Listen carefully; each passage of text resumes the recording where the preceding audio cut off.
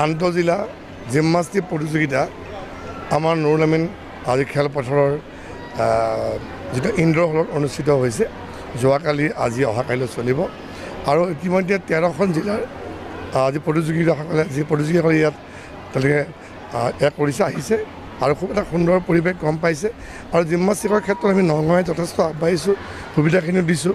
কিন্তু মই জিমনাষ্টিক অসমৰ সভাপতি হিচাপে আমি আগন্তুক সময়ত অসমতো বহুত পৰিকল্পনা লৈছোঁ, যাতে আমি জিমনাষ্টিকত বহুত ল'ৰা ছোৱালী আমি উলিয়াই আনিব পাৰোঁ।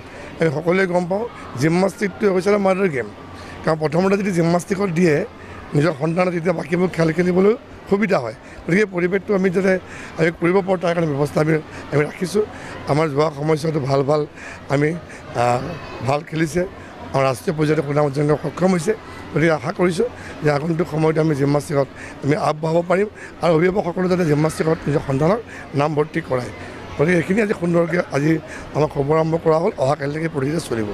33ম আন্তঃজিলা জিমনাষ্টিক প্ৰতিযোগিতা 28, 29 আৰু 30। আমি 28 তাৰিখে দুপৰীয়া ভাগত আমাৰ বিভিন্ন জিলাৰ পৰা খেলুৱৈসকল আহি নগাঁৱত উপস্থিত হ'ল। আৰু যিহেতু খেলখিনি যথেষ্ট সংখ্যক আমাৰ কেইবাটাও এপাৰ্টেজ থাকে আৰ্টিষ্টিক জিমনাষ্টিকছত, ৰিডিমিকৰ 4টা ভাগ থাকে।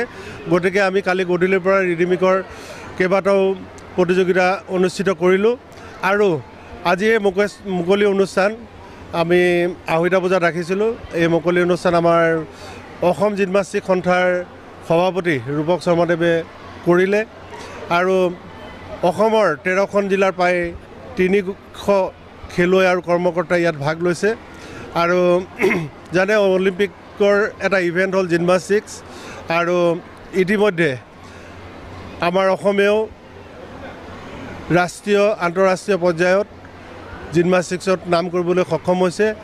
আজি কিছুদিনৰ আগতে 64তম নেশ্যনেল স্কুল গেমছত আমাৰ ছোৱালীয়ে ব্ৰঞ্জ মেডেল পাবলৈ সক্ষম হৈছে। অল ইণ্ডিয়া পুলিচ মিটতো আমাৰ ল'ৰাই মেডেল পাবলৈ সক্ষম হৈছে।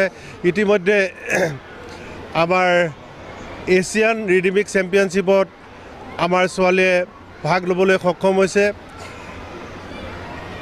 মেন আৰ্টিষ্টিক জিমনাষ্টিক্সত ভাৰতক প্ৰতিনিধিত্ব কৰি সমুদ্ৰ দাসে আমালৈ গৌৰৱ কঢ়িয়াই আনিছে। এখন উজ্জ্বল পথাৰ আমাৰ অসমত আজি ল'ৰা ছোৱালীখিনি আগবাঢ়ি আহিছে। আমি ভাবোঁ সোনকালেই এই ল'ৰা ছোৱালীৰ পৰা আমি ৰাষ্ট্ৰীয় আন্তঃৰাষ্ট্ৰীয় পৰ্যায়ত ভাল খেলুৱৈ পাবলৈ সক্ষম হ'ম।